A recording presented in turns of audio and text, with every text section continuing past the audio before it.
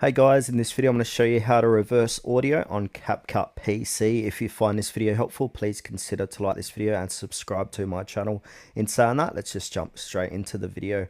Alright, what we need to do is open up CapCut, and then from here we need to import our music or audio track. So I'm just going to click on that and then find that audio track I want to reverse. So it's this one here, Fiesta. So now I'm going to drag that to my timeline.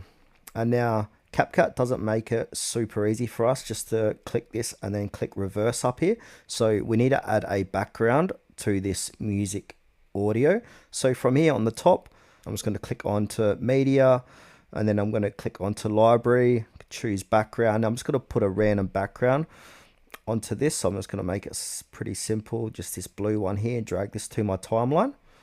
Now from here, I'm going to highlight both of these clips and then right click, and then we need to create a compound clip. So click onto that, and now it's merged the background and the audio into one. Now if I click onto that, we can reverse now. So we've got the reverse button. So simply click on reverse. Now it's going to reverse the clip. So give that a few moments to load. And then after it's finished reversing the clip, we're going to extract the audio from the clip. So I'm just going to pause this video and show you how to do that once this has successfully reversed this clip. Alright, so that's finished reversing. Now from here, right click on the clip, and then we want to go ahead and extract audio. So click on extract audio, and now simply delete the top clip. I'm just going to make sure I've got one selected here, so delete that one, Control Z. Alright, so I've deleted that, and I just have the extracted audio in reverse.